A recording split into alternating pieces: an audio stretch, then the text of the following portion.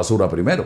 Tenemos al doctor Ernesto Pérez Valladares con nosotros en este momento, expresidente de la República, a quien le damos la más cordial de las bienvenidas.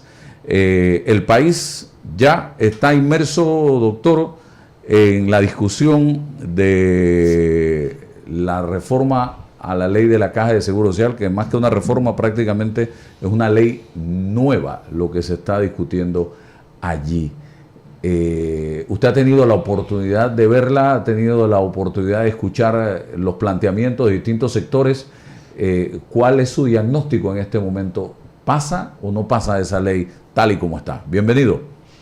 Muchas gracias, siempre un gusto estar con ustedes. Bienvenido, muchas gracias por la invitación y muy buenos días a todos los que nos oyen y nos ven y por supuesto a ustedes también. Bueno, mira, yo he visto por encima del tema de esta propuesta de ley. Creo que tiene mucha razón algún diputado, creo que fue el doctor, bueno, no recuerdo, pero alguno de los diputados que dijo que ellos querían ver lo que se llaman las corridas. Bueno, ¿qué son las corridas? Cristiano Adames. Exactamente, doctor Adames. Este es un nuevo modelo de prestación de servicios de IBM. Es un nuevo modelo con diferentes variables. Tú tienes parámetros que son estáticos, que te están dados, pero tienes variables que están cambiando. Algunas de las medidas paramétricas también han cambiado, como por ejemplo la edad de jubilación o el número de cuotas. Eso tiene que hacer una proyección a futuro con ese nuevo modelo, con esos nuevos parámetros, con esas nuevas variables. Y eso es lo que están pidiendo y me parece que tiene toda la razón. Y entiendo que el señor Mon ha propuesto que se le dé una presentación al grupo de diputados el día sábado. Así es que tenemos que esperar a ver cuál es el resultado, porque a mí lo que me preocupa de todo lo que he entendido que se está proponiendo es que al final los ajustes no son lo suficiente para tapar el déficit. En consecuencia, al final del día, acabamos pagando todos los panameños por el problema del déficit de invalidez, vejez y muerte. Y no es justo que todos paguemos por un servicio que a lo mejor no recibimos, porque no todos los panameños son asegurados. Y el gobierno, al final de cuentas, tiene que pagar miles de millones de dólares para poder compensar ese hueco del programa de invalidez, vejez y muerte.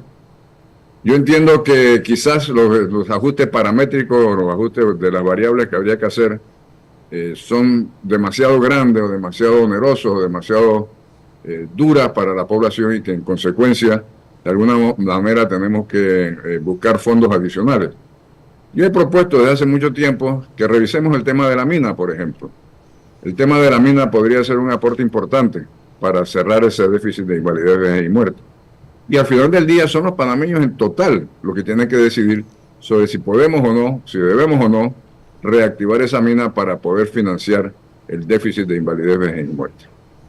¿Usted cree en la posibilidad de que este tema de la mina entonces se defina a través de qué mecanismo? ¿Un referéndum entonces? Bueno, el presidente Mulino ha dicho que va a abordar ese tema el año entrante, suponiendo que ya haya salido del tema de la Caja del Seguro Social, que en su agenda, y creo que es correcto, era el principal o el primero que tenía que abordar. Sí, yo pienso que tiene que haber un nuevo contrato. Evidentemente el contrato que existía o que existió se declaró inconstitucional por la Corte y ese contrato pues hay que descartarlo. Y hay que renegociar los términos de ese nuevo contrato. Los que se oponen por el tema del daño ecológico, yo los entiendo, verdaderamente quizás el mayor daño ecológico que se ha hecho en el país fue la construcción del Canal de Panamá, que verdaderamente separó el este y el oeste del país, impidió el libre tránsito de los animales y de la fauna, pero todo tiene su beneficio al final del día. Y en el caso de la mina, yo creo que los impactos ambientales ya están hechos.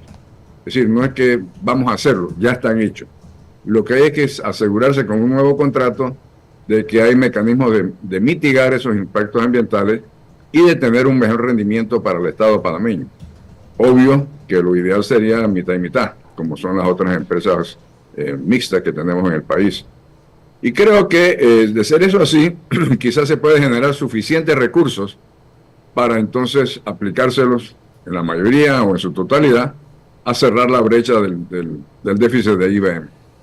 Doctor, 31 de diciembre es el plazo que ha puesto el presidente Mulino, es la fecha límite para aprobar esta ley y que los panameños en enero tengamos ya la reforma de la Caja de Seguro Social. Usted estuvo sentado en esa silla. Usted se enfrentó a temas muy álgidos durante su administración. ¿Usted cree que el 31 de diciembre esto que estamos discutiendo hoy y en las condiciones que se está discutiendo va a estar aprobado? Bueno, Álvaro, lo que el presidente Mulino expresó es un deseo. Yo entiendo perfectamente bien que él quisiera salir de este tema durante este año. Pero eso no es su decisión. La decisión está en manos de la Asamblea, que como tú sabes es un órgano diferente del Estado y tiene su propia agenda. Ojalá se pueda cumplir con la propuesta que ha hecho el presidente Mulino y ojalá la Asamblea pueda cumplir con su deseo de hacer las consultas, que es lo correcto, las consultas ciudadanas y la participación de quienes hayan querido participar. Pero yo creo que el momento, el 31 de diciembre, no es una fecha que esté inscrita en piedra y hay que ser flexible en ese sentido. Es decir, eso es lo que quisiera el presidente Mulino, no necesariamente es lo que la Asamblea va a lograr y tenemos que esperar a ver cómo se desarrolla en los próximos 30 días el tema de la discusión de esta ley. Ingeniero Blandón.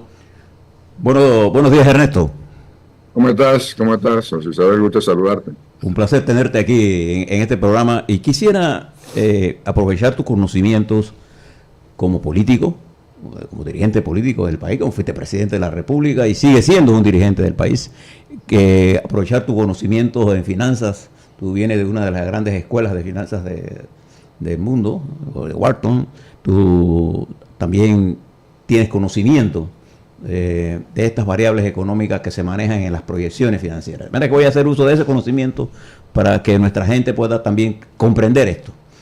Me preocupa mucho en el debate, Ernesto, que se está polarizando entre quienes dicen una campaña contra los empresarios y creen que la verdad absoluta está en un lado y los promotores del proyecto creen que sus análisis de riesgo, que es esto, al final del día, estos son análisis de riesgo para saber qué cosas yo tengo que hacer y cómo me afectarían. ¿Qué consejo tú le darías a la gente en términos de entender esto? ¿Qué es un análisis actuarial? ¿Qué es lo que yo quiero sacar de esto? ¿Y cuán válido es que yo haga proyecciones de 15 años en un mundo tan cambiante como este? Sí. Este es un mundo donde la verdad de hoy puede cambiar mañana. Claro. Evidentemente tú sabes que lo que estudiamos estos temas dividimos las cosas en dos aspectos. Lo que se llaman los parámetros, que tú los asumes como que están dados, que no van a cambiar. Pero en este caso en específico, el nuevo modelo establece nuevos parámetros. O sea, esas son las famosas medidas paramétricas. Y luego tú tienes que tomar en consideración las variables sobre los cuales no tienes control. Y hay muchas de estas variables que y tienes que asignarles probabilidades de ocurrencia. Por eso es que se hacen estas supuestas llamadas corridas, que no es otra cosa que una proyección a futuro basado en el modelo que tienes, en los parámetros dados y en las posibilidades de diferentes variables. Obvio que si la proyección no resulta ser, porque las variables cambiaron, evidentemente tienes que volver a tomar nuevas medidas. Es decir, esto no es una proyección 100% cierta. Tendrá una probabilidad de certeza que uno asume que debe ser arriba del 80-90%, pero siempre hay un margen de error. Es decir, las proyecciones siempre tienen un margen de error, como es un presupuesto, por ejemplo. Tú presupones que vas a recibir X cantidad de ingresos y que se van a dar en estas circunstancias. Bueno, al final del año resulta ser que los ingresos fueron menor o mayor. Esas son las famosas variables que uno tiene que tener en cuenta para poder tener mecanismos de decisión.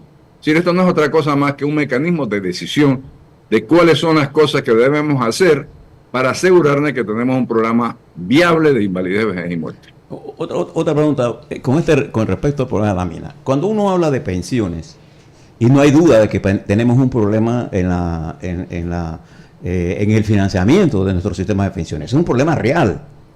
¿Cómo resolverlo? Son otros 500 pesos.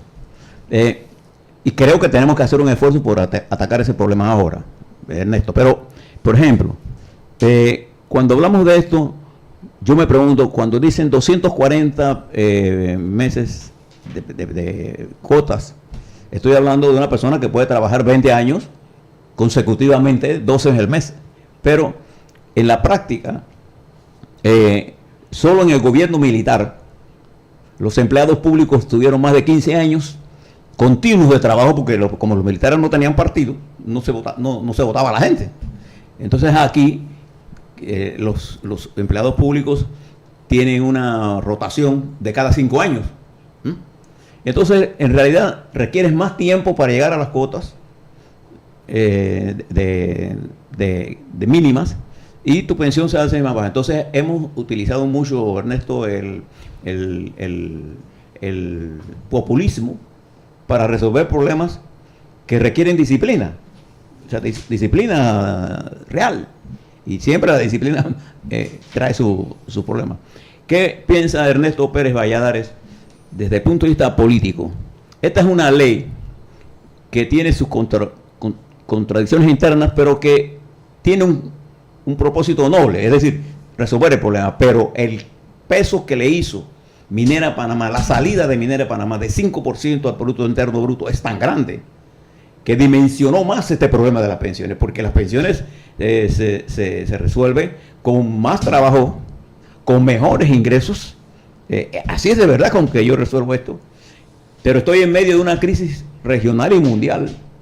¿Qué Ernesto Pérez Valladares le daría de recomendación a los diputados que tienen que mirar este tema, al presidente de la República? Aunque dice que uno no le da consejo a quien no se lo pide, pero la opinión pública necesita de que la gente que conoce de esto le transmita su conocimiento a nuestro país. Si las posiciones populistas, como tú la denominas, José Isabel, fueran a resolver el problema, aplausos. Pero lo cierto es que son posiciones demagógicas que además yo estoy seguro que quienes las proponen, siendo personas educadas e inteligentes, saben que verdaderamente el propósito es político y no resuelve ningún problema. Nosotros tenemos que tener conciencia y poder separar las cosas. Si uno pudiera resolver eso con una varita mágica, ya se hubiera hecho hace muchos años. Lo que pasa es que en todas estas cosas traen como consecuencia esfuerzo, disciplina y trabajo. Los famosos parámetros o las hipótesis sobre la cual fue construido el sistema de seguridad social en Panamá hace 70 años, por allá por el año 40 y pico, resultaron falsas. Es decir, la proyección que se hizo en aquel modelo no concuerda con la realidad de lo que hemos vivido en los últimos años. Porque la base, como todos sabemos, se ha ido achicando y la cúpula, la punta de la pirámide se ha ido agrandando. Entonces, la gente vive más tiempo, la gente trabaja, no se inscribe en seguridad social. Todas esas medidas que dicen, bueno, vamos a que todo el mundo se inscriba. Tú puedes inscribir a todo el mundo. Tú puedes meter el número de personas que no ahora mismo son informales. Pero aún así, las cifras no dan. Entonces tú tienes que volverte a sentar y revisar las famosas medidas paramétricas. Yo soy de lo que pienso que quizás el sistema debiera ser reevaluado nuevamente para tener un sistema de jubilación con cuotas individuales.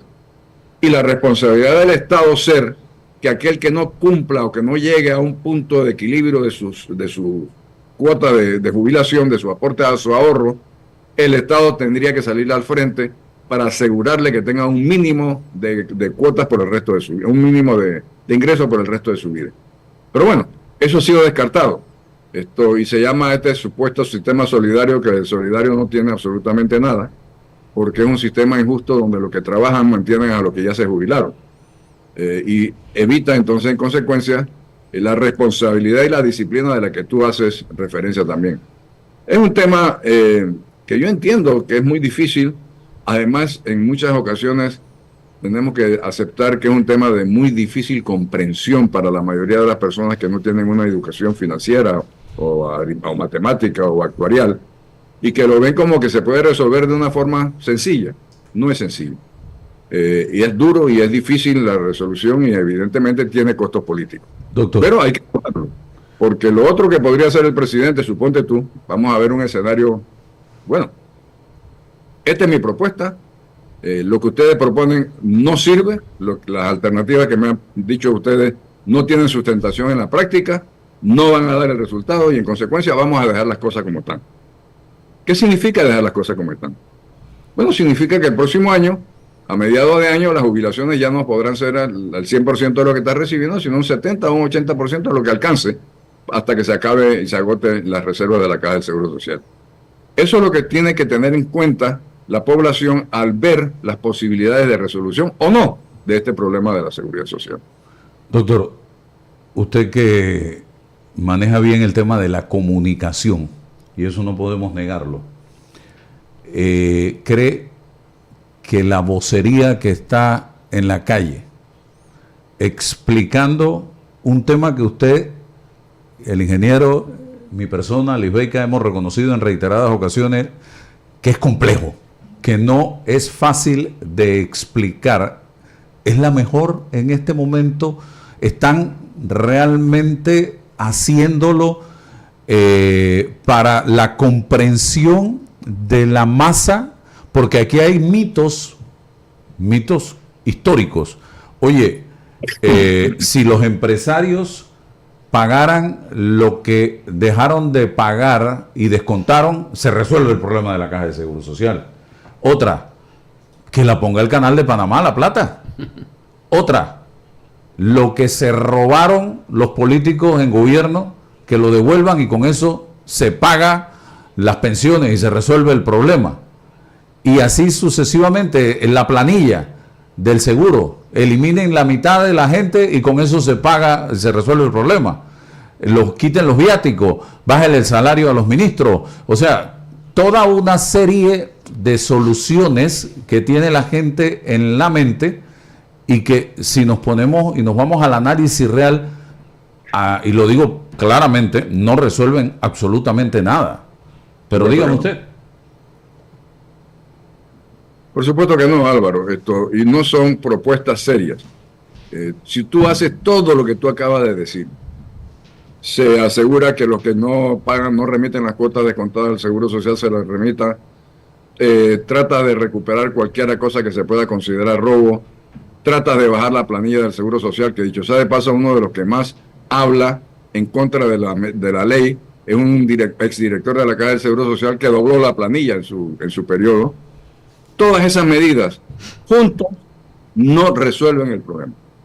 Además, no es justo, socialmente hablando, que los aportes del canal, que deben ser usados, por ejemplo, para mejorar la calidad de la educación, para construir nuevas carreteras, nuevas escuelas, para mejor salud, prestaciones de salud, sean utilizados. Eso es de todos los panameños. Y los asegurados no somos todos los panameños. De manera que no es tampoco justo suponer que lo que aporte el canal se debe dedicar 100% a tapar el hueco, que dicho sea de paso, no sería ni siquiera suficiente. Ni todas las otras cosas que se mencionó serían suficientes. Tú tienes que cambiar verdaderamente el sistema de aportes para poder tener una jubilación aceptable y tienes que tener el rol del gobierno, asegurarse que todos los panameños que hayan hecho su aporte a su jubilación reciban un mínimo que les permita una vida decorosa. Okay. Eso debe ser. Y este modelo hay que aceptar, exige trabajo, exige disciplina, exige que hagamos lo que hacen todos los países del mundo, ajustarse a las capacidades y a las posibilidades de sus finanzas. ¿Y cómo comunicar? ¿Se está comunicando bien a juicio suyo? Lo que pasa es que, Álvaro, yo tengo la impresión de que la gente se cierra en el que hay chuleta, esto me va a afectar a mí, mejor vamos a pasárselo a otro, mejor que otro lo resuelva, mejor que busquemos el seguro, la planilla, mejor que el canal lo resuelva. No, yo creo que no se está explicando bien. Yo creo que tiene que haber mejores vocerías. Creo que es un tema que tiene que estar en la palestra pública a diario. Tiene que tener docencia, es decir, hay que explicar a fondo qué es lo que es este programa de invalidez, vejez y muerte, cómo se concibió, qué no resultó bueno, dónde se falló, cuáles son las posibles propuestas de respuesta y de solución. Porque es que los que proponen estas otras cosas que tú mencionaste, lo proponen sin saber, sabiendo en muchos casos y sin saber en otros, que esa no es solución. Que eso es simplemente patear la pelota para darle la responsabilidad a otros y no asumir uno personalmente la carga de su propia jubilación. Ernesto, le dije que quería usar un poco su conocimiento en términos financieros. El tema de las pensiones es un tema relativamente sencillo. Yo tengo contribuciones más intereses, debe ser igual a valor presente de los beneficios o las pensiones que voy a dar, más los costos. Es una ecuación que yo tengo que tener fácil de decir, pero ¿qué tengo que hacer? El dinero cambia en el tiempo. Entonces yo tengo que tener los ingresos de largo plazo a valor presente para saber cuánto tengo disponible para pagarle a la gente a las pensiones. Eso es la base. Entonces yo he diseñado algunas medidas para conseguir más ingresos. En la ley se prevé que se aumente el costo a los empresarios de su contribución a las pensiones en 3%, que en la práctica es el 20% del valor que están aportando ahora, que es 15%. Y además de eso, se cambia varios modelos de esto. La pregunta que te hago ahora, ¿es más fácil hacer esto del 3% del incremento o aumentar el ITBM en 3,5%, que es más eficiente, es más rápido, y yo tengo la capacidad de poder definir qué cosas compro con el ITBMS? ¿Qué sería más eficiente? ¿Para qué cosa? Para generar empleo, para generar salarios buenos en tecnología. Porque ¿qué me preocupa de este 3% a los empresarios y esta demonización al sector empresarial? Que ellos son los que tienen que generar los empleos a salarios adecuados. Está subiendo el costo de la generación de empleo con ese 3%, evidentemente. Entonces, tienes toda la razón. El problema del ITBM es que tú sabes que es un impuesto regresivo. Ajá. Es decir, le pega mucho más al bolsillo del que menos ingresos tiene. Porque una persona que gana $1,000 y tiene que pagar el 7% en sus compras, es diferente el impacto a una persona que gana $10,000 y tiene que pagar el 7% de sus mismas compras. Claro. Sí, el monto es sustancialmente diferente y el porcentaje de sus ingresos que se dedica a ese ITBM es muy diferente. Entonces, eso es evidentemente un impuesto que tiene la condición de ser un impuesto que nosotros los economistas llamamos regresivo. Le pega más duro, si se quiere poner en términos así, al que menos tiene. Entonces, tú tienes que balancear ambas cosas. Sí, en efecto, yo entiendo que el 3% de aumento en la cuota de los patrones es un desincentivo a generar empleo, porque evidentemente me va a costar más. Entonces solamente voy a generar lo absolutamente necesario. No es que de otra forma no se haga lo mismo. Es decir, yo creo que de todas formas, si tú necesitas emplear a un trabajador, aunque te cueste 3% más, lo vas a hacer, porque es la única forma de poder producir y recuperar tu inversión. Así que es un debate interesante, pero yo sí tengo aprensión sobre el tema de subir el ITBM por lo regresivo que es el impuesto y porque además va en contra de lo que hemos promocionado internacionalmente, que Panamá es un centro de compra, que ven aquí que las cosas son baratas y en efecto hemos tenido mucho éxito en promoción de ese comercio internacional. Habría que ver y evaluar y hacer un pequeño estudio de esas alternativas, que dicho sea de paso, ojalá no tuviéramos necesidad de ninguna de las dos. Por eso que el tema de la mina para mí es importante, porque es el que menos estrés, menos golpe, menos fuerza le pone a la sociedad. Es decir, es un ingreso que ahora mismo no tenemos, que pudimos haber tenido y que podemos dedicar perfectamente bien a solucionar un problema que sí existe. Permítame un segundo, ingeniero, quiero que se me olvide esta pregunta, porque tiene relación directa con el doctor Ernesto Pérez Valladares, que cuando fue presidente de la República, si mi memoria no me falla, fue quien creó aquello del Fondo de Ahorro de Panamá. Sí, así es. Así es. Hoy, en esta reforma, se acaba prácticamente el Fondo de Ahorro de Panamá. Van a usar ese dinero para la Caja de Seguro Social. Entonces, no vamos a tener ahorros. ¿Y de dónde va a salir el resto para cumplir con esos 966, creo, millones de dólares que se pretende inyectar por parte del Estado a la caja en un país que hoy todos sabemos, nos lo ha dicho el presidente en reiteradas ocasiones, no hay plata. ¿Cómo hacemos? Sí, no, además, el fondo evidentemente no es eterno, es finito. Si tú lo usas, se acabó.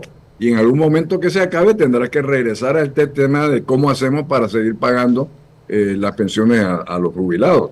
Y volvemos a la misma discusión de que si tenemos que subir la edad de jubilación, que si son el número de cuotas, que si son las prestaciones, en fin, todo el tema regresa a ser lo mismo. Yo lo que considero es que en este modelo que se está presentando, con estas pequeñas medidas paramétricas y asumiendo que unas variables que se den en el camino sean estables, sean bastante definidas, por ponerlo como teóricamente se debe decir, al final del día ese esfuerzo, esa proyección, esa corrida que le llaman aquí, te arroja un déficit. Entonces ese déficit, ¿quién lo cubre? Lo cubre el Estado. Es decir, todos los años va a tener que irse creando un mecanismo de compensación de ese déficit creciente. Entonces, volvemos al tema original. Es ahí el gran daño que hemos hecho al país, eliminando la posibilidad de tener una fuente de generación de ingresos como la mina que se cerró. Ahora, yo creo que es el tema es que los ingresos son finitos, es decir, tú puedes crear más impuestos, sí, llega un momento en que los impuestos se hacen inaceptables para la inversión, sí, llega un momento en que el empresario dice, ¿tú sabes qué? Yo no voy a trabajar allí porque la mayoría de lo que yo regrese, de lo que yo invierta, se va a perder porque no tengo recuperación, porque los impuestos son muy altos. Entonces, el tema no es varita mágica. Hay que hacer los esfuerzos y los trabajos que hay que hacer. Te hago la última pregunta política ahora. Cuando tú eras presidente, tu ministro de Economía era Guillermo Chapman.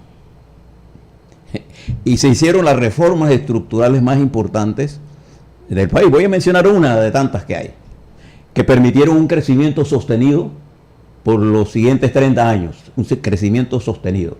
Faltó una serie de reformas, pero no voy a hablar de eso. Voy a una de ellas, por ejemplo, la conversión de las empresas eléctricas en empresa mixta, porque no fue una privatización absoluta, fue una privatización mixta. Produjo durante ese periodo una inversión de más de 11.000 millones de dólares que se invirtieron en el país pos al proceso que usted dirigió con Guillermo Chapman. Pero en ese momento nosotros estábamos mirando hacia el frente.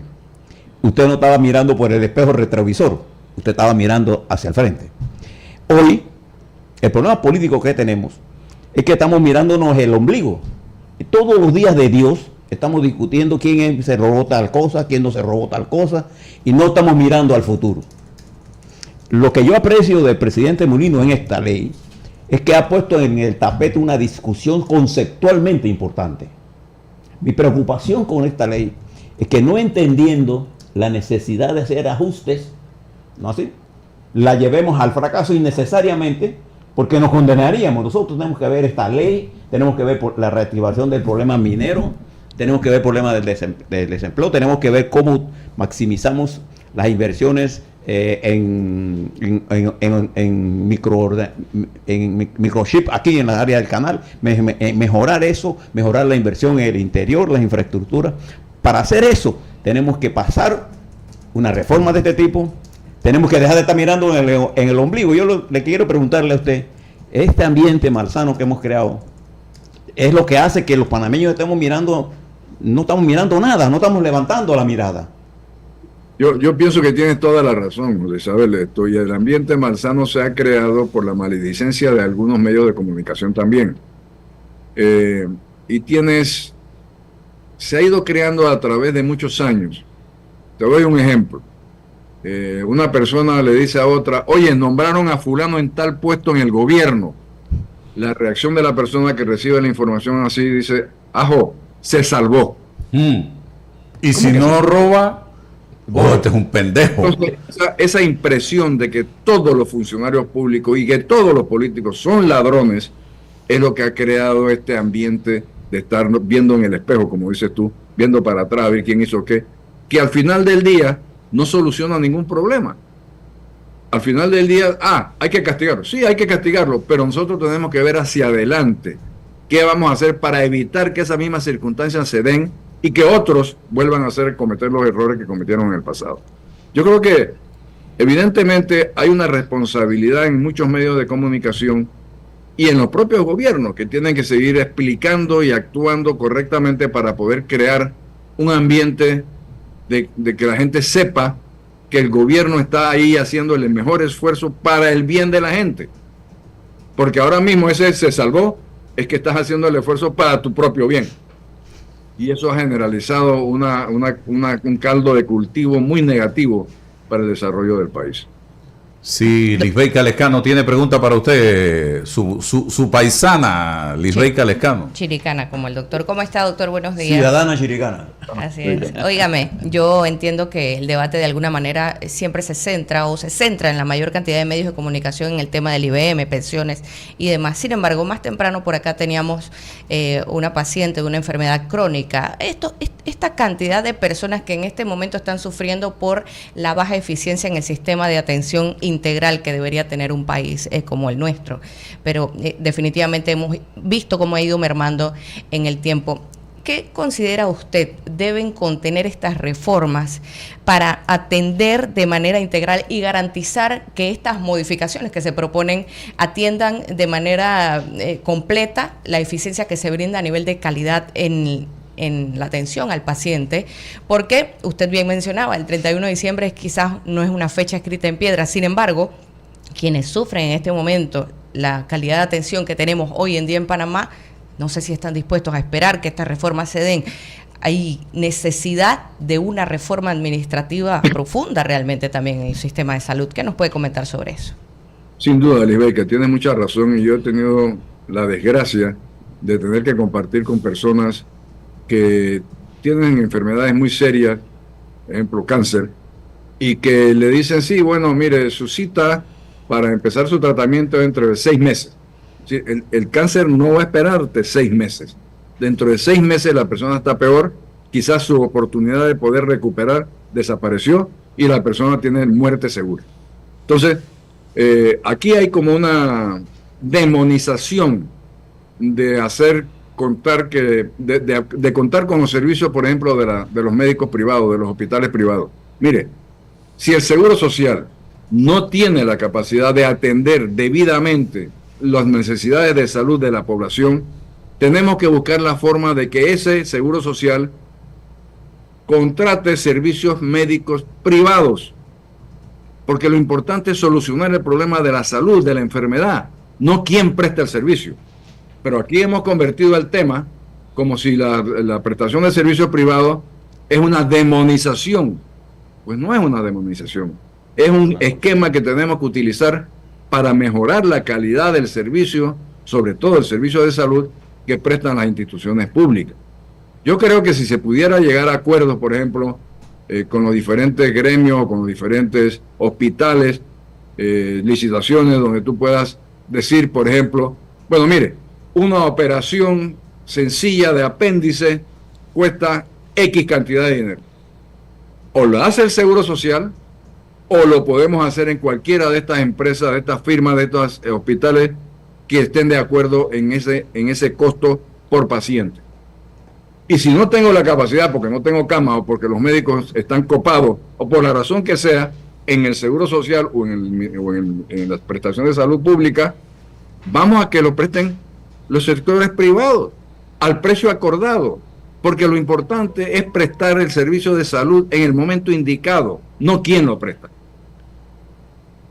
Muy importante eso, y definitivamente que es un tema que hay que resolver y que yo no veo que se esté discutiendo como debe ser dentro de este tema de la reforma a la caja, y lo hablábamos hace algunos momentos aquí con el ingeniero Blandón.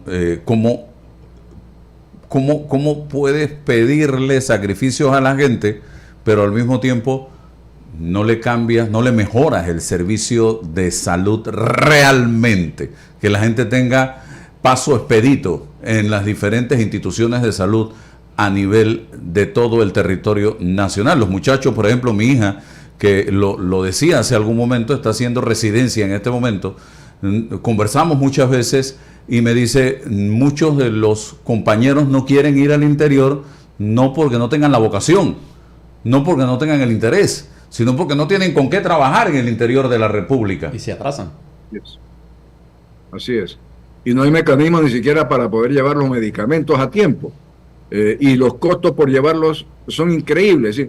Nosotros tenemos que soportar el mal servicio por un tema ideológico de quién presta el servicio. Yo creo que al pueblo panameño lo que le interesa es tener un servicio de salud pública eficiente y al momento correcto, no quién lo presta. Y yo creo que si nosotros, en efecto, yo creo que ningún país del mundo ha tenido la capacidad de prestar servicios públicos de salud al 100% estatal. Todos han buscado o han recurrido al apoyo de las prestaciones de servicios privadas para poder tener una mejor calidad de servicio. Y yo no veo por qué nosotros tenemos que no hacerlo aquí. Es decir, incluso hay muchas personas que siendo aseguradas también tienen servicios, también tienen seguros privados. Y si tienen un cuadro de una enfermedad, prefieren atenderse en el sector privado usando su seguro privado que ir a la caja del Seguro Social. De manera que la prestación del servicio y la calidad de la prestación de ese servicio es fundamental para poder entonces hablar también de que tenemos que hacer sacrificios para el otro tema que es el IVM, ¿no? el invalidez, vejez y muerte. Si nosotros no tenemos una prestación de servicios de salud eficiente y a tiempo, es muy difícil pedirle a la sociedad que se sacrifique para solucionar un problema que a lo mejor me toca vivir dentro de 20 años. Yo creo que los problemas de atención de salud son inmediatos. Eso sí no se pueden posponer por 20 años como el tema de las jubilaciones y el programa de invalidez, vejez y muerte. Oiga, deme un permiso para preguntarle algo del PRD. ¿Qué papel está jugando el PRD actualmente a juicio suyo? Y el papel que están jugando los partidos políticos en la asamblea. No se percibe, contadas excepciones, que haya partidos políticos de oposición, no con la mentalidad de hacer daño, de destruir.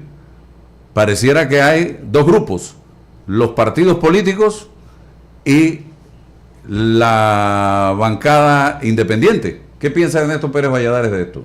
En efecto, Álvaro, hay dos grupos, son los partidos políticos por un lado y la bancada independiente por el otro, con el problema de que muchas de las posturas de la bancada independiente, aunque bien intencionadas, no son realistas. Entonces tienes este esquema de falta de cooperación entre las dos partes, ¿no? Yo pienso que en este momento tener una actitud de oponerse a la solución de los problemas de la Caja del Seguro Social porque lo está presentando el grupo de gobierno y yo soy oposición, es una actitud irresponsable frente a la sociedad panameña. Si yo puedo aportar ideas para que sean mejor las reformas, eso es lo que tengo que hacer como oposición o como bancada independiente. Lo que no puedo hacer es echarle la culpa al resto y yo no aportar nada. Es decir, eso es hundirnos nosotros mismos por intereses políticos electorales, que al final del día, si fueran a ganar con esos intereses políticos electorales, se van a encontrar con que tienen que afrontar la solución de ese problema que dejaron ellos en contra, que votaron ellos en contra.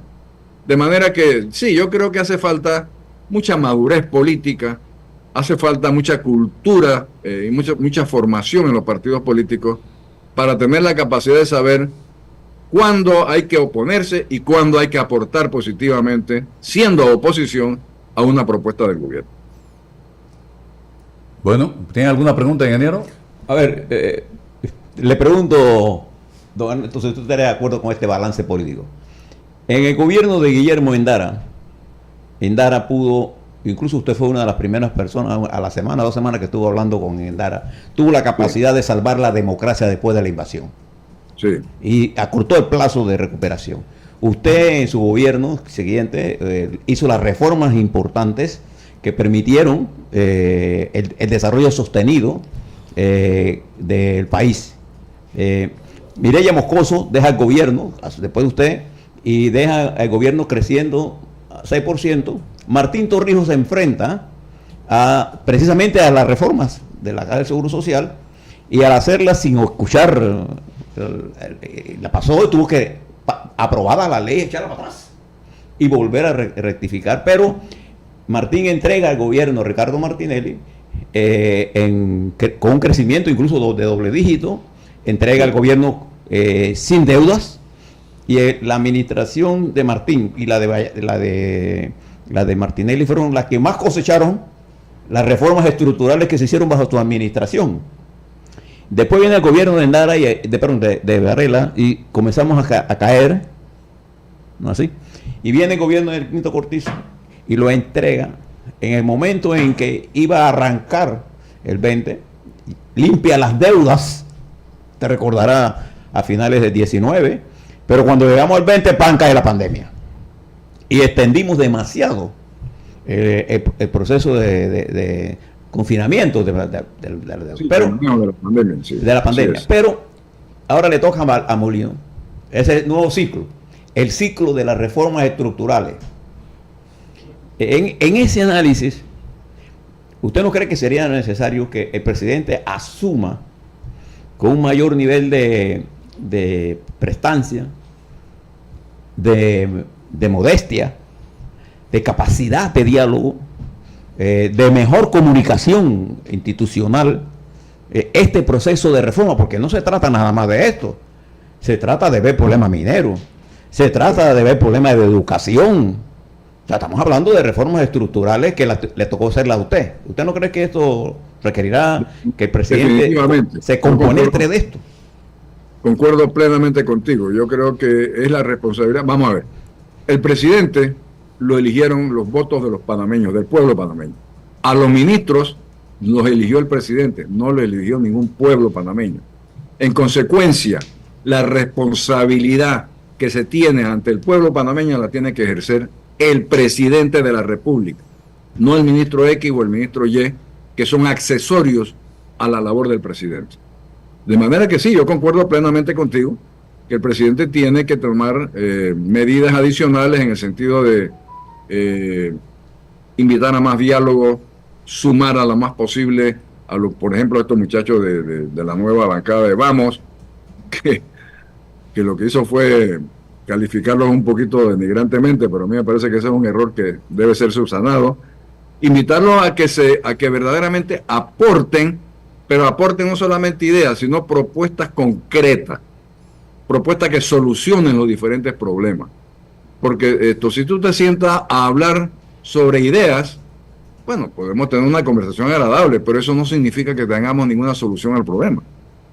Tú tienes que tener propuestas concretas que puedan solucionar los diferentes problemas. Yo sí creo que le toca la responsabilidad histórica al presidente Molino de hacer un acercamiento con los diferentes grupos. Lo está haciendo en cierto sentido, pero tiene que hacer mucho más.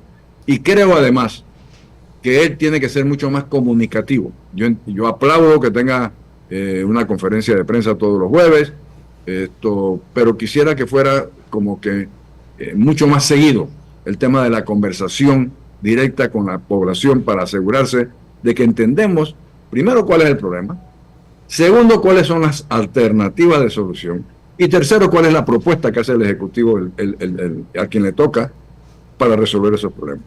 De manera que sí, yo concuerdo plenamente con que el diálogo es uno de los mecanismos absolutamente necesarios en una democracia para poder tener un mínimo de aprobación en la solución de los problemas. Bueno, doctor, muchas gracias. Mucho gusto, encantado siempre de hablar con ustedes. Que tengan un excelente día. Bendiciones. Muchas gracias. Encantado, saludos a todos.